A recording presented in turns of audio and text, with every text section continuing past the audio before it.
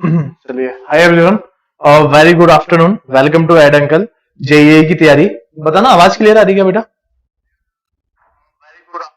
ठीक है, आवाज बिल्कुल क्लियर है। चलिए आज देखिए स्टार्ट करता हूं एक न्यू टॉपिक, एंट्रोपी। देखिए साफ साफ वर्डिंग में लिखा हुआ है एंट्रोपी। सिर्फ एंट्रोपी के बारे में बातें करेंगे, आगे बढ़ेंगे। बहुत सारी चीजें हम लोग यहाँ पे पढ़ने वाले हैं। एंट्रोपी हो गई, साथ साथ क्वेश्चंस हो गए, सारी चीजें करेंगे। तो अगर मैं आपको दिखाऊं कि बच्चे कहते हैं सर क्वेश्चंस क्या है, देखो ये रहे क्वेश्चन। देखिए कितने क्वेश्चन है, स्लाइड्स देख लीजिए, 56 स्लाइड तक जा रहा है। मतलब मैं आपके लिए 50 क्वेश्चन तो एवरेजन यहाँ पे है। ठीक है, बट लगेंगे नहीं क्योंकि कॉन्सेप्ट भी बताना है। अगर मैं कॉन्सेप्ट बता रहा हूं आपको तो कॉन्सेप्ट पढ़ना बहुत नीडी है और ये बहुत ज्यादा इंपॉर्टेंट है। तो सबसे पहले एजेई चैनल को क्या कर लीजिए, सब्सक्राइब कर लीजिए, है ना। और ये इस वीडियो के डिस्क्रिप्शन में आपको लिंक प्रोवाइड हो जाएगा। देखिए अभी तक जो हमने पढ़ा क्लोजियस, मैं आपको बता देता हूं क्लोजियस इनइक्वालिटी के बारे में हम लोग पढ़ रहे हैं।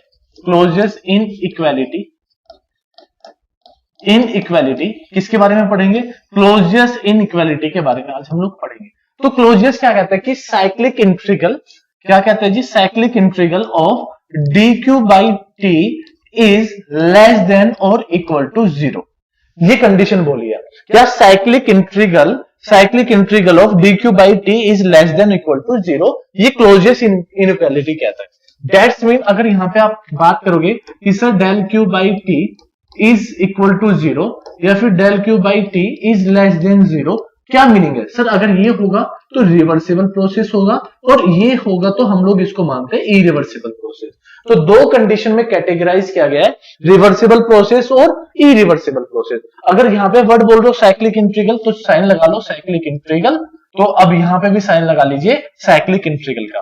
तो अगर आप लोग ये सभी लोग साइक्लिक इंटीग्रल का इस तरीके से वर्क कर लेते हो तो काम बन जाएगा। तो ये पोस्ट होती है रिवर्सिबल और इरिवर्सिबल। तो मीनिंग क्या है सर? ये क्लोजर। तो यही एक कॉन्सेप्ट है कि अगर ऐसे बन के आए तो रिवर्सिबल और इरिवर्सिबल है। पर ध्यान देना, मैं साइक्लिक इंटीग्रल की बात कर रहा हूं। अब कॉन्सेप्ट देखिए आगे क्या कहता है सर। आपने बोला रिवर्सिबल, मैंने बोला रिवर्सिबल, और रिवर्सिबल में आपने बोला sir cyclic integral of d Q by T equal to 0। इसका मीनिंग क्या है सर? साइक्लिक इंटीग्रल और आप इसको बोल रहे हो रिवर्सिबल प्रोसेस का मीनिंग क्या है, ये आप मुझे बता दीजिए। तो मैंने उनको बताया कि देखो भाई ये कोई इंजन लगा हुआ है, आपने इसके पास कोई हीट को भेजा, ये कुछ सोर्स है जिसका टेम्परेचर है T1, आपने दूसरी हीट को यहां से रिजेक्ट किया और जिसका टेम्परेचर है T2 और यहां से आपने क्या प्रोड्यूस करा दिया? वर्क। और इस वर्क को मैं इस प्रोसेस इंजन को मान लेता हूं रिवर्सिबल। मैंने इसको क्या माना बच्चे? सर रिवर्सिबल प्रोसेस है। This mean is the reversible process. Okay ना, ये रिवर्सिबल प्रोसेस है। देखिए ना, इसका मीनिंग क्या है सर? अगर आप ये बात बता रहे हो कि ये 0 है, इसका मीनिंग 0 है, तो मैं ये कहना चाह रहा हूं कि सर इसका मीनिंग कुछ नहीं है। ये कह रहा है, देखो इस सिस्टम के अंदर हीट एंटर कर रही है कि नहीं कर रही? कह रहा है कि सर बिल्कुल कर रही है। तो Q1 बाई T1 प्लस में ये हीट इस सिस्टम से रिजेक्ट कर रही है ना, और रिजेक्टेड हीट को क्या लिखते हैं? Q2 by T2। अरे हाँ है ना, ये रिवर्सिबल का मीनिंग बता रहा हूं क्या कहता है। देखिए तो अगर मैं ये लिख दूं Q1 T1 और माइनस क्या हो जाएगा? Q2 T2। अरे हाँ है ना, बोलो ना। तो that's mean we know if we are using reversible process, that's mean Q1 T1 is equal to Q2 T2 होता है। और जैसे ये वर्डिंग आई तो ये प्रोसेस क्या बन जाएगा? तुरंत 0। इसलिए बोला है साइक्लिक इंटीग्रल क्या होगा? 0 हो जाएगा। तो बच्चे बात समझ में आई कि नहीं आई? तो ऐसा अगर क्वेश्चन बन के आए तो आप बिल्कुल डायरेक्टली बोलना रिवर्सिबल प्रोसेस है। दूसरी चीज कि अगर वो बोले इरिवर्सिबल कि सर साइक्लिक इंटीग्रल और D Q by T is less than 0, sir ये कैसे हुआ? ये कैसे हुआ? अब ये कैसे होगा? अब आप लोगों को यही तो सोचना है। देखो मैंने क्या किया, देखो सिंपल सी बात है, मैंने यहाँ पे दो सोर्सेज लिए, जिसको आपने सोर्स बोला और सिंक बोला। तो ये T1 है, ये T2 है। अरे हाँ है ना, होगा कि नहीं होगा पहले बताते रहना। अब देखो मैंने यहाँ से कोई हीट प्रोड्यूस की, ये रहा हीट, ये यहाँ पे सपोज करो Q2 है, और आपने कोई इंजन यूज किया, सपोज करो आपने कोई रिवर्सिबल इंजन यूज किया। कौन सा? Reversible engine. तो ये वर्क प्रोड्यूस करेगा वर्क, सपोज करो इसको Q1 लिखो। अब आपने यहाँ पे प्रोड्यूस कर दिया, इरिवर्सिबल लगाया, एक प्रोसेस लगाया रिवर्सिबल, ये भी वर्क प्रोड्यूस करेगा और साथ में यहाँ पे कोई हीट को रिलीज करेगा। तो अगर देखो रिवर्सिबल प्रोसेस है, सेम चीज है, ये तरीका है। अब आप इसको Q1 लिख लो, Q2 जो आपको लिखना लिख लीजिए। तो अब ये देखो इसके पास T1 है तो ये वापस Q1 आएगा, बट ये इरिवर्सिबल प्रोसेस है तो Q क्या होगा? इरिवर्सिबल वाला यूज कर लेंगे, तो क्या हो जाएगा इरिवर्सिबल। तो बेटा इसका मतलब क्या है सर, देखो अगर मैं एफिशिएंसी वर्क की बात करता हूं या एफिशिएंसी की बात करता हूं, तो अभी तक आपने एक कंडीशन पढ़ी है। अरे सॉरी, मैं आपके कमेंट्स देखना भूल गया हूं, तो एक बार मुझे बता दो आपके पास तक मेरी आवाज जा रही है ना? ठीक है, करेक्ट है, करेक्ट है, ठीक है, ओके, बिल्कुल करेक्ट है, बिल्कुल सही है। चलो अब आगे बढ़े। तो ये क्या कहता है कि सर रिवर्सिबल प्रोसेस का होगा, तो बड़े ध्यान से सुनना कि सर अगर आप बात करो efficiency of reversible should be greater than efficiency of irreversible. आपने ये बात की, मैंने कहा कि हाँ सर मैंने बात की, बताया भी था कि रिवर्सिबल साइकिल की एफिशिएंसी ग्रेटर देन होती है इरिवर्सिबल से। उसने कहा कि बड़ा मस्त है, बड़ा मस्त चीज है, ठीक है। तो दैट्स मीन जो वर्क होगा, तो वर्क भी क्या बड़ा, work reversible is should be greater than work of irreversible. अरे हाँ है ना। अब ये क्या कह रहे हो सर, देखो ये देखो ये घिसेगा, ये घिसेगा, घिसा, तो देखो क्या हो रहा है, फ्रिक्शन जनरेट हो रहा है, फ्रिक्शन जनरेट हो रहा है तो वर्क कम हो रहा है, बट क्योंकि क्यों रिवर्सिबल। अब आप देखो यहाँ पे अगर मैं इस चीज को ऐसे भी लिख सकता हूं कि इसको हटा के कहीं कहीं आपको क्या ऐसे बना दिया जाता है सर, बस सिंपल सी बात है, इसको वर्क 1 बोल दिया जाता है, इसको वर्क 2 बोल दिया जाता है। क्या ये बात समझ में आई वर्क 1 और वर्क 2 की? तो रिवर्सिबल का वर्क और ये वर्क 2, तो ये वर्डिंग भी ऐसे बोल दी जाती है। बट एक्चुअली में ये क्या कह रहा है, देखो ये Q2 है, यस सर, तो वर्क बड़ा है, वर्क बड़ा है तो इसका मतलब क्या होगा सर, हीट रिजेक्शन यहाँ पे ज्यादा होगी, यस। तो Q irreversible should be greater than इस Q2 से ये बड़ा होगा कि नहीं होगा? बिल्कुल, क्योंकि ये इरिवर्सिबल प्रोसेस है, क्योंकि यहाँ पे वर्क कम है, इसका मतलब लॉसेस ज्यादा हो रहे होंगे, तो हीट ज्यादा है, लॉस हो रही होगी, बाहर जा रही होगी। तो इस तरीके का एक कॉन्सेप्ट बन के आ जाता है, ये आपसे पूछता है। करेक्ट जी। अगर ये वर्ड पूछ रहा है तो दैट्स मीन सर आपने क्या लगाया, फॉर्मूला बोलो sir, integration dq by T आपने लिखा था कि लेस देन 0, मैंने कहा कि हाँ, तो अगर आप इसको लिख लो सर q1 बाई टी1 प्लस, अगर ये माइनस हो रहा है तो माइनस Q2, Q इरिवर्सिबल और डिवाइड बाई क्या बेटा सर T2। अरे हाँ है ना सर, ये कंडीशन बन गई इरिवर्सिबल बाई T2, देखो इरिवर्सिबल बाई T2 और ये Q1 बाई T1। क्या इतनी बात समझ में आई आपको? Yes sir. तो सर आप यहां से ये भी लिख सकते हो, अगर ये प्रीवियस आप देख रहे होंगे, ओ हो क्या डिलीट हो गया क्या कुछ, ये वाला, तो आप यहां से कंडीशन भी बता सकते हो। क्या कंडीशन सर, कि इस कंडीशन से एक चीज और पता लगती है, Q1 is equal to W2 by Q1, है ना। तो ये क्या है, ये एफिशिएंसी का फॉर्मूला है, तो वो एफिशिएंसी को इस तरीके से भी डिनोट कर सकते हैं।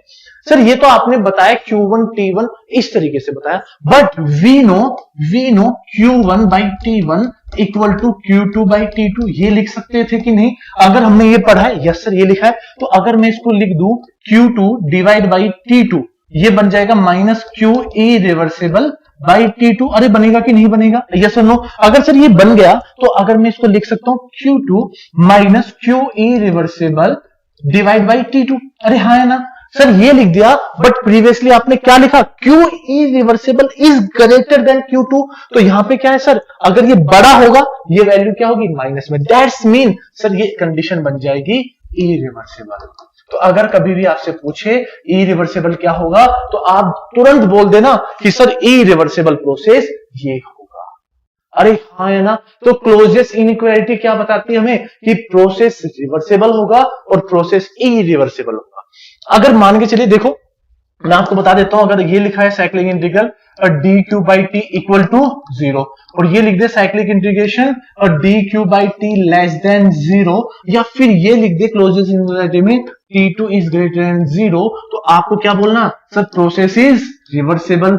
ये बोले तो प्रोसेस इज इरिवर्सिबल, और अगर ये बोले प्रोसेस इज इम्पॉसिबल। ये कंडीशन आपको याद रखनी है, और जितने अच्छे से याद रखोगे तो ये साइक्लिक इंटीग्रल क्या करता है, काम करता है, और मैक्सिमम ये इस पे क्वेश्चंस बन के आते हैं। अगर इस पे क्वेश्चंस बन के आ गए तो यार मुद्दाबाद, जिंदाबाद, सारी चीजें जिंदाबाद हो जाती है। अरे हाँ या ना, अरे कुछ बोल दो भाई, तो ऐसी चीजें बोल दोगे तो काम चल जाएगा। तो ऐसे कॉन्सेप्ट को बड़े ध्यान से पढ़ना है। क्या कमेंट करा बताओ, कमेंट क्या आ रहे आपके? तो कमेंट जो आ रहे होंगे देख लेंगे, नहीं आएंगे तो वो भी देख लेंगे बच्चा पार्टी। अरे बात समझ में आई बच्चा पार्टी? हाँ सर, इतनी बात समझ में आई। तो सर अब हमें क्या करना चाहिए, तो देखो अब देखिए कॉन्सेप्ट क्या पढ़ा रहा हूं मैं, एंट्रोपी। ये एंट्रोपी को हम लोग यहाँ पे ध्यान से पढ़े, एक एक चीज को पढ़ेंगे, है ना। एक एक चीज को अगर हम लोग पढ़ लेंगे ना तो बच्चे काम चल जाएगा। क्या होगा, काम चल जाएगा। तो एंट्रोपी के बारे में पढ़ रहे हैं हम लोग। तो सपोज करो मैं दो प्रोसेस ऐसे लिख देता हूं, है ना, ये पॉइंट 1 है, ये पॉइंट 2, ऐसे मैंने पॉइंट 1 लिखा, पॉइंट 2 लिखा, ये पाथ ए है बच्चे, ये पाथ बी है, करेक्ट ना। और अभी आपने पढ़ा कि इन cyclic integral of d Q by T equal to 0, तो मैं अभी उसी चीज को ले रहा हूं यहाँ पे कि सर अब देखिए आपने लिखा डी क्यू बाई टी है ना, कौन से प्रोसेस से जा रहा है, क्यू बाई टी इस प्रोसेस से, तो 1 से जाएगा ए, सॉरी क्या जाएगा, 1 से ए जाएगा, ए से 2 जाएगा, है ना, ये तो कह रहा है ना पाथ, और इसका साइक्लिक इंटीग्रल यहां से जाएगा, तो ये क्या हो जाएगा, cyclic integral D Q by, आप इसको लिख लो टी इंटू मतलब अब 2b1, और ये पोजीशन क्या बन जाएगी, 0 बन जाएगी। अरे हाँ है ना, ये कंडीशन तो 0 होती है ना, ये तो लिखते हो आप लोग सर, ये इक्वल टू क्या होगी 0। सपोज करो मेरे डियर कि यहां से एक पाथ और ले लेते हैं हम लोग, ऐसे पाथ, एक पाथ और लिया मैंने सी, तो अगर मैं ये सी ले लूं तो देखो मैं क्या लिख सकता हूं, d Q by T is 1a2 plus d Q by T equal to 2c1, ये क्या बन जाएगा आपका 0, ये क्या बन जाएगा आपका 0। अरे ये बात समझ में आई यहां तक कि नहीं आई है, अरे बताओ कुछ,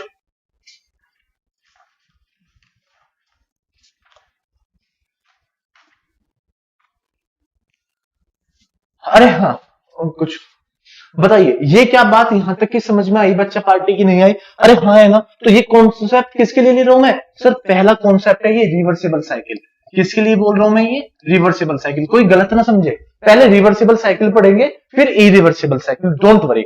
तो ये सारे कॉन्सेप्ट हम यहाँ पे पढ़ लेंगे, आपको टेंशन लेने की बात नहीं है, आराम से सारी चीजें स्क्रीन पे आपके कमेंट अब दिख जाएंगे, स्क्रीन चलनी नहीं थी तो एक बार देख लेते हैं कि कहीं हम वापस कहीं और तो नहीं पहुंच गए, तो स्क्रीन पे सारे कमेंट आ जाते हैं हमारे, स्क्रीन बिल्कुल, थोड़ा मेरी हाइट की वजह से प्रॉब्लम हो जाती है, तो चलिए इतना लिख लिया आप लोगों ने, ठीक है। और अब ये देखो, अगर मैं इन रिवर्सिबल प्रोसेस है ये है, अगर मैं इसको क्या करता हूं माइनस कर देता हूं, यहाँ पे माइनस और ये माइनस, तो आपको क्या लगता है सर, ये तो यहां से कैंसिल आउट हो गया, और माय डियर कैंसिल आउट हुआ कि नहीं, तो ये वाली कंडीशन क्या बचेगी, इसको पकड़ के इधर करो, तो ये क्या बचेगा सर, यहां से ये बचेगा डी क्यू टी 2b1 से माइनस डी क्यू टी किससे 2c1 से, और इक्वल टू किसके आ जाएगा 0 के आ जाएगा, इक्वल टू किसके आ जाएगा 0 के आ जाएगा, तो 0 के इक्वल आने पे हमें क्या मिलेगा सर, ये कंसेप्ट मिल गया।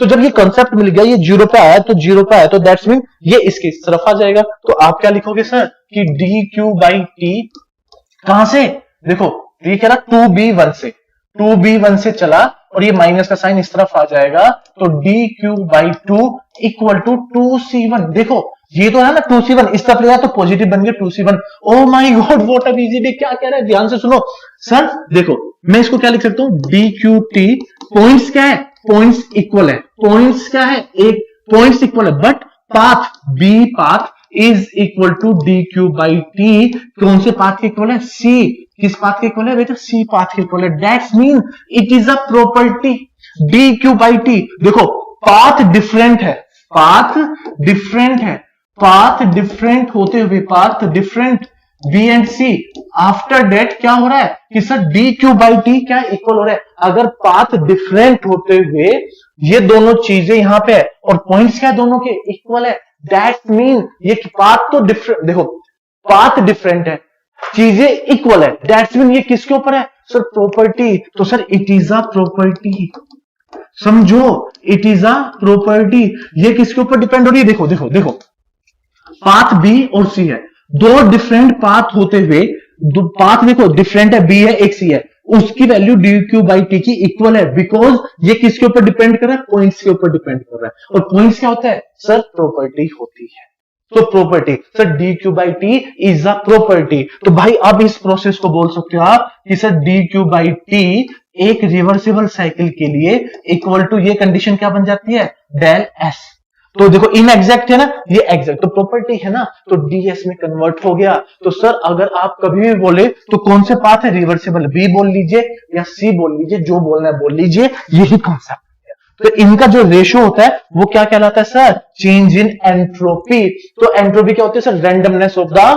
मॉलिक्यूल। मैं एग्जैक्टली कल की क्लास में एक एंट्रोपी का एक डिफरेंट बताऊंगा, पर अभी मैं क्वेश्चंस के लेवल पे बता रहा हूं, आप क्वेश्चंस के लेवल पे समझिए कि ये सर ये DS, DS means change in entropy, जिसको आप एंट्रोपी के नाम से जानते हो। एक्चुअली में एंट्रोपी क्या होती है ये भी बताऊंगा मैं, आप इसको क्या बोल देते हो sir, randomness of the molecules, random randomness of the molecules, randomness of the molecules आप लिख देते हो, और जैसे आप लिखते हो यही कॉन्सेप्ट, यही एक लवली कॉन्सेप्ट बन के आ जाता है जो आपको इस जगह से घेरे रखता है। तो my dear is a very best things for the entropy. तो entropy is d Q by t reversible. अरे हाँ या ना, बोलो समझ में आया कि नहीं आया? अगर नहीं आया तो मैं फिर से समझा दूंगा, अगर नहीं आएगा तो वह पंगा नहीं करने का आप कुछ भी कि सर ये पंगा है, कुछ नहीं करने का, ये बन के आ जाएगा, यस और नो। अब देखो नेक्स्ट टर्म, तो सर यही कंडीशन ये बन जाती है। अगर ये कंडीशन ये बन गई तो सर ये क्या होगा, क्या बताना चाह रहे हो सर? पहले बस ये समझ लो, इसके अलावा कुछ मत समझो, ठीक है। अब क्वेश्चंस के बारे में बात कर ले तो एंट्रोपी का डी क्यू बाई टी बन के आ जाता है। तो जो बच्चे यहाँ पे एंट्रोपी के बारे में क्वेश्चंस लगाने आए हैं, और अब हम बात करते हैं उनके मुद्दे बात की, क्वेश्चंस की बात करते हैं। इसकी बात करते हैं हम लोग क्वेश्चंस की। तो स्क्रीन पे ये रहा पहला क्वेश्चन, और क्या लवली क्वेश्चन है, पढ़ो। ए reversible Carnot engine operates between इतना, तो ये टी ले लो, तो इसमें 273 को ऐड करोगे तो 300 केल्विन हो जाएगा, ठीक है। इसमें 273 को ऐड करोगे तो ऐड प्लस 1527 करोगे तो 7 3 10, 7 8 9 10, 5 6 7 और 1 8, 1800 केल्विन आ गया। कितना आ गया जी? 1800 केल्विन आ गया। एंड प्रोड्यूस 400 किलोवाट पावर, तो ये पावर होगी तो वर्क हो जाएगा। तो कहता है कि चेंज इन एंट्रोपी बताओ। तो भाई मैं एफिशिएंसी का फॉर्मूला लिखता हूं 1 minus T2 by T1, T1 minus T2। और एफिशिएंसी अपने आप में क्या होती है? वर्क अपॉन में हीट सप्लाइड, ठीक है।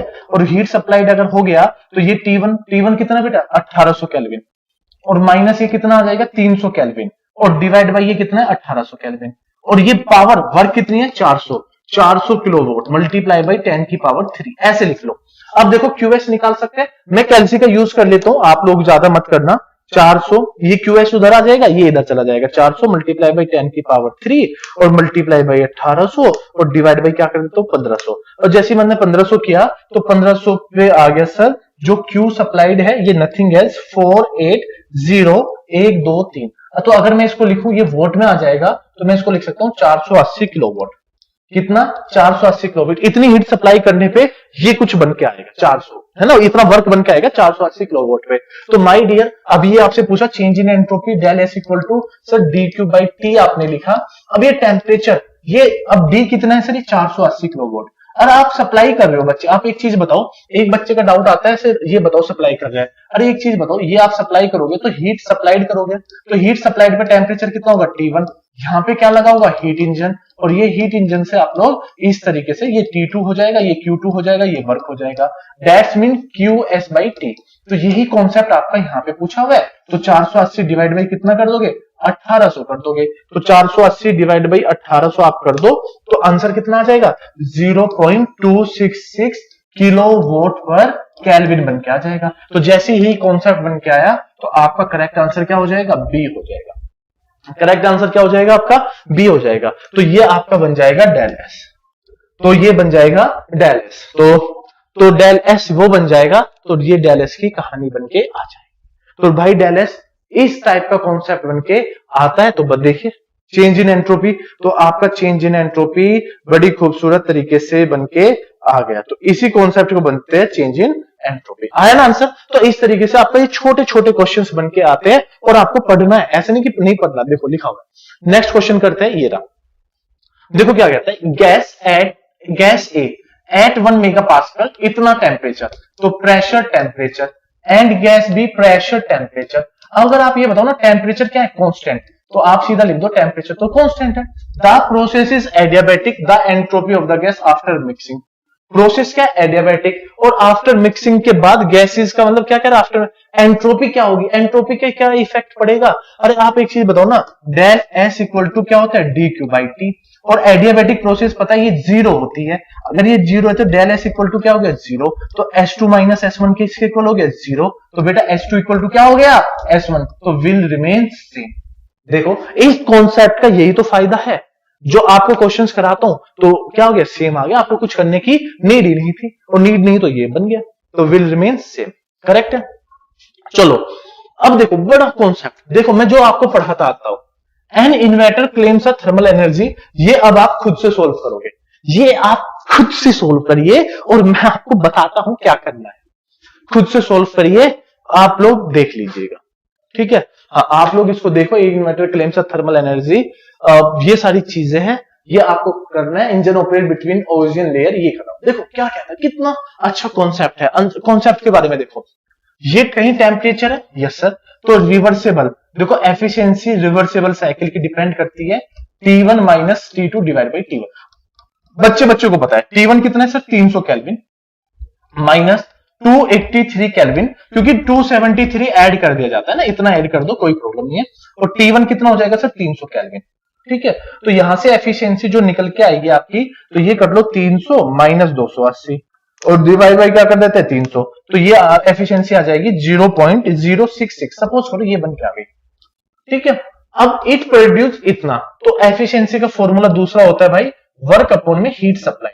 तो वर्क कितना है भाई, तो सर वर्क है 10 किलोवाट, तो मैं इसको लिख देता हूं 10 किलोवाट, 10 इंटू 10 की पावर 3, तो जूल पर सेकेंड। अगर हीट सप्लाइड एंड डिस्चार्ज, ये देखा, it produce and discharge 92 kilo joule, it produce 10 kilowatt and discharge इतना।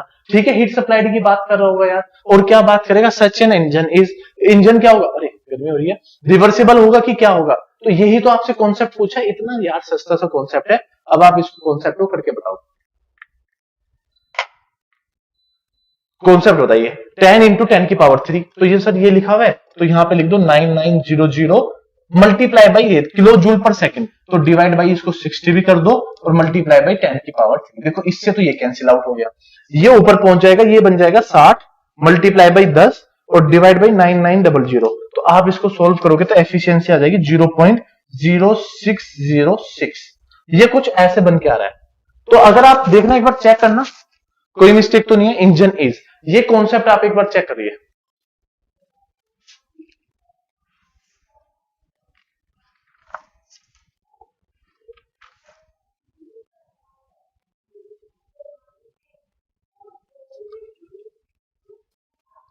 हाँ, ये मिस्टेक है, अच्छा ये मिस्टेक है, 300 माइनस 283 और डिवाइड बाई 300। ओके ठीक है, ये मिस्टेक है, ये मिल गई मिस्टेक, ये 0.56 है, ये 0.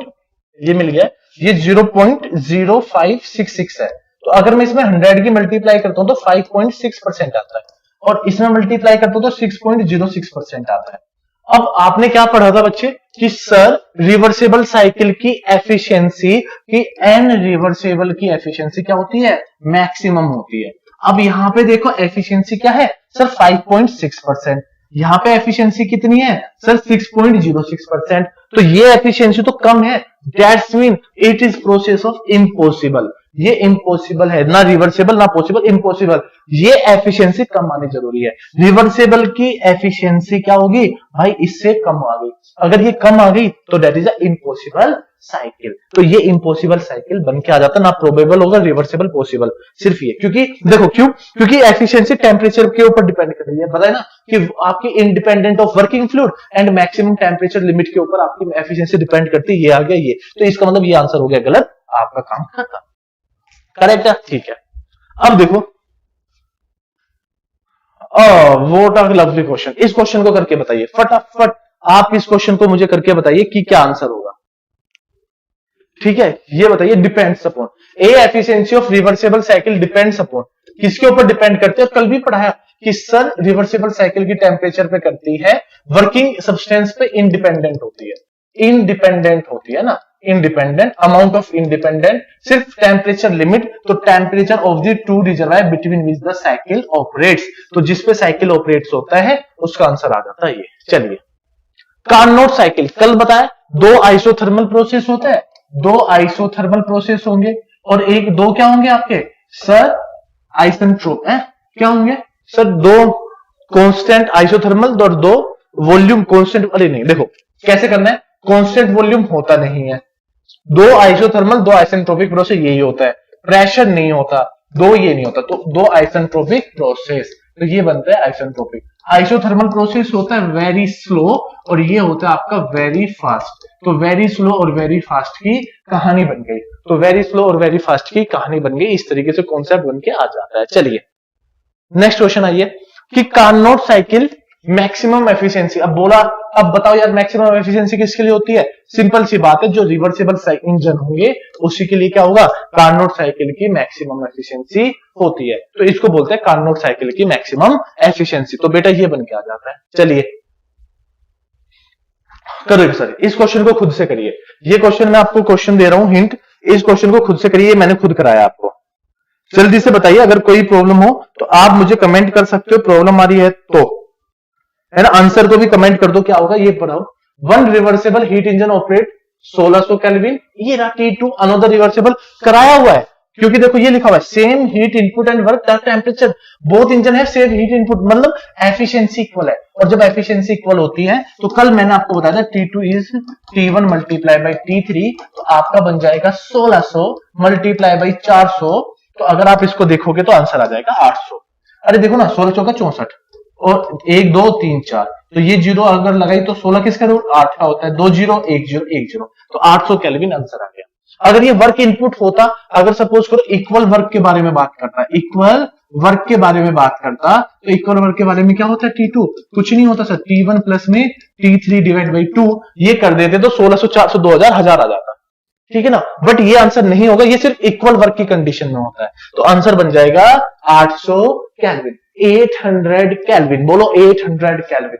अरे ये सुनो, देखो क्या कहता है, देखो द मोर इफेक्टिव वे, पहली वर्ड बोला more effective way of increasing efficiency of Carnot engine, Carnot engine, तो efficiency equal to 1 minus T2 divide by T1। अब देखो कुछ भी नहीं पता, सपोज करो आप इसको देखो, क्या करो, T1 को तो 100 मान लो, ठीक है, और T1 को क्या करो, इसको भी 100 मान लो, और T2 को एक बार 90 करो, ठीक है, फिर एक बार क्या करो 100 माइनस 80 डिवाइड बाई ये करो। तो देखो अगर आप यहां पे देखोगे तो सर यहां पे 0.10% आ रही है, यहां पे एफिशिएंसी 20% आ रही है। तो मोस्ट इफेक्टिव वे क्या है कि अगर आप सिंक टेम्परेचर को डिक्रीज करोगे अच्छे से, तो आपका देखो एफिशिएंसी क्या हो जाएगी, इंक्रीज। तो सबसे इफेक्टिव वे है कि आप T2 को, सिंक टेम्परेचर को रिड्यूस करते हुए चले जाओ। चलिए ये रहा जी क्वेश्चन, ये रहा कार्नोट का बोला हुआ है कि if Carnot engine reject heat at a temperature of 400 kelvin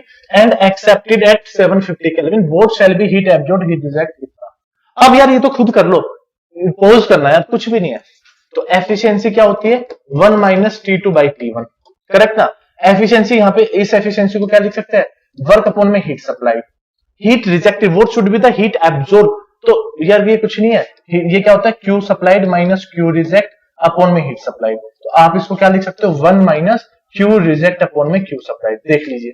अरे हाँ है ना, तो एफिशिएंसी तो ये आ गया। तो अब देखो टेम्परेचर एक्सेट 750 माइनस 400, अरे यस और नो, अपॉन में कितना 750 इक्वल टू रिजेक्ट पूछ रहा है, तो भाई कुछ नहीं करना यार, Q सप्लाइड, Q इफ इतना सप्लाइड पूछ रहा है, रिजेक्ट पता है हमें, तो 1 माइनस रिजेक्ट कितना है सर 1000 किलो जूल, अपॉन में Q सप्लाइड आपको बताना है, या तो 1 से 1 डिडक्ट कर लेते हैं आप लोग। तो कुछ नहीं करना कि भाई 750 माइनस 400 डिवाइड बाई 750, ये इस तरफ आ जाएगा तो माइनस का 1 बन जाएगा, तो 53.553 Q सप्लाइड ना, एक बार चेक कर लो, 1000 किलो जूल है, हीट रिजेक्टेड सप्लाइड ये Carnot engine reject the temperature 400, और Q वर्क डिवाइड बाई ये वर्क, ये बन के आ जाएगा, हीट एब्जॉर्ब पूछ रहा है, तो 1 से 1, तो ये हो जाएगा 1 माइनस 400 डिवाइड बाई 750 माइनस 1, तो 53, तो ये 1 बाई 53 हो गया, तो 1000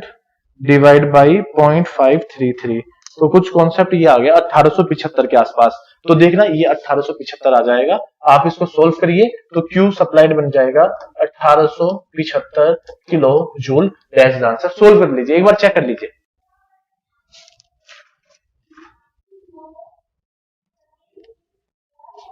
ठीक है जी, अरे आया समझ में आप लोगों को, ये चीज है आपकी, ठीक है, इसको नोट डाउन कर लीजिए फटाक से। मैं पीछे हट चुका हूं, आपको स्क्रीनशॉट लेना है तो आप स्क्रीनशॉट की हेल्प से इसको आगे कर सकते हो।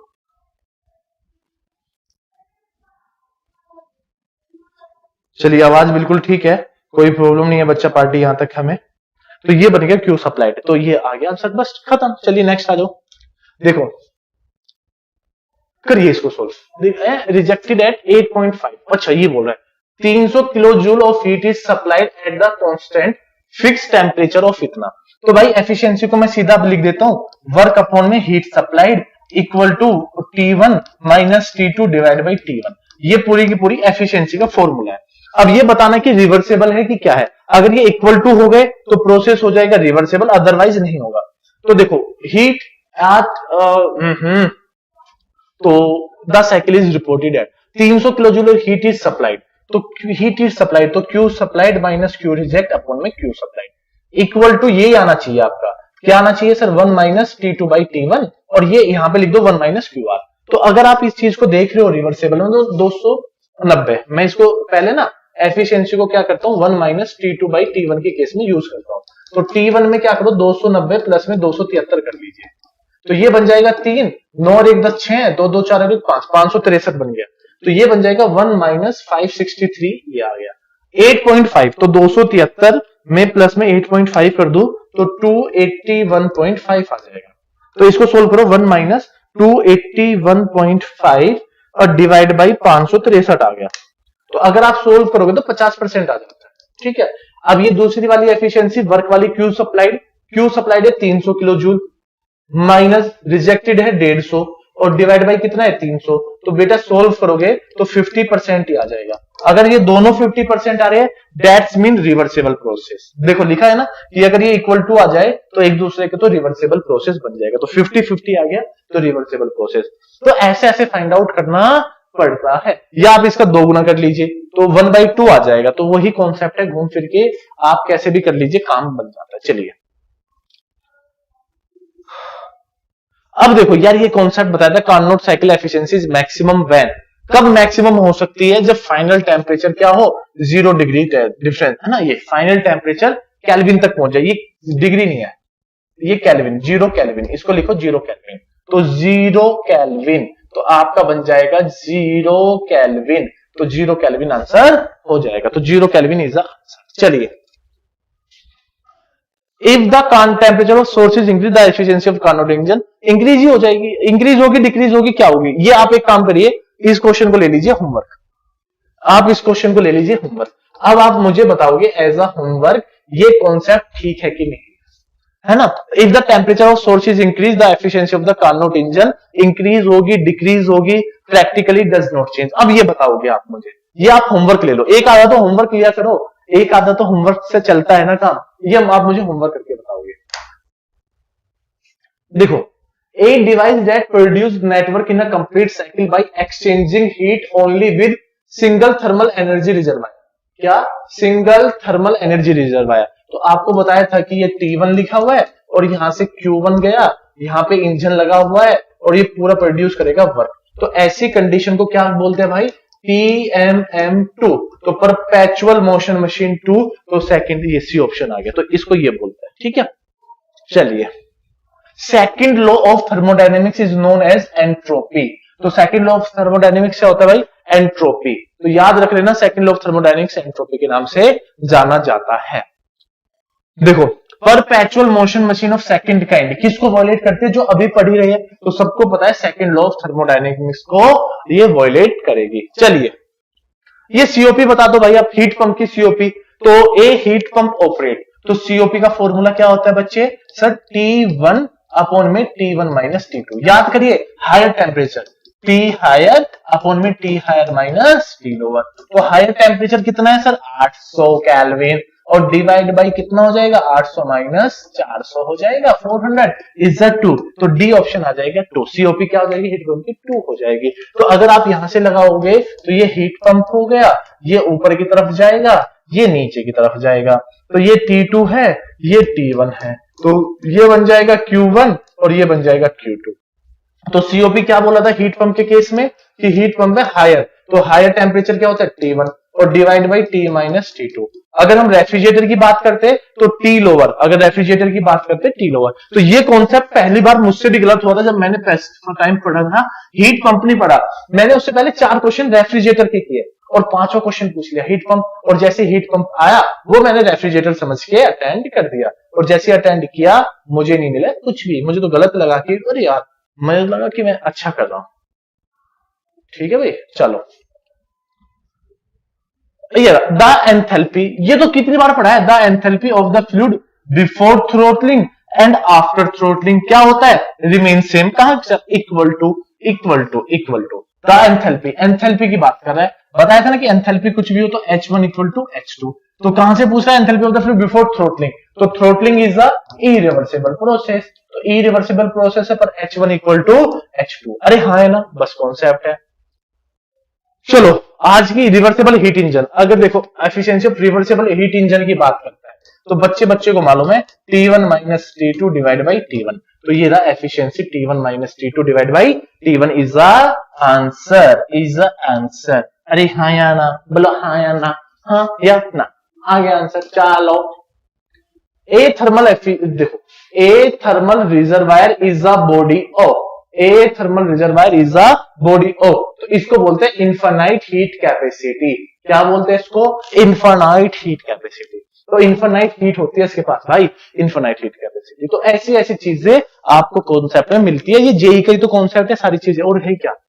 चलो नेक्स्ट क्वेश्चन करते हैं ना, नेक्स्ट क्वेश्चन क्या कहता है, एन इंजन ऑपरेट, देखो ये था, ये क्वेश्चन कराता हूं, बोथ वर्क, ये केल्विन है डिग्री नहीं है, इसको हटाओ, डिग्री नहीं लगता इसके साथ, डू इक्वल वर्क कर रहा है, बस पढ़िए, an engine operates between temperature 900 kelvin, T2 another engine between T2 400 kelvin, for both to do equal work, value of the T2, बस इक्वल वैल्यू, तो T2 क्या हो जाएगा इक्वल वर्क के लिए सर T1 प्लस में T3 डिवाइड बाई 2, तो कितना हो गया सर 900 और प्लस में 400 और डिवाइड बाई 2, तो 1300 और डिवाइड बाई 2, तो कितना बन गया 650, तो 650 इज द ए ऑप्शन। तो बेटा आज की क्लास में इतना ही करते हैं, अब जो करेंगे नेक्स्ट क्लास में करेंगे, और बहुत सारे क्वेश्चंस अवेलेबल है हमारे पास, तो एक से बढ़कर एक क्वेश्चंस है, तो यार देखिए मिलना ना बोलिए 3 PM, एड अंकल जेईई की तैयारी किस पे, और जेईई की तैयारी, ये टेलीग्राम चैनल है बच्चे, जेईई की तैयारी ये हमारा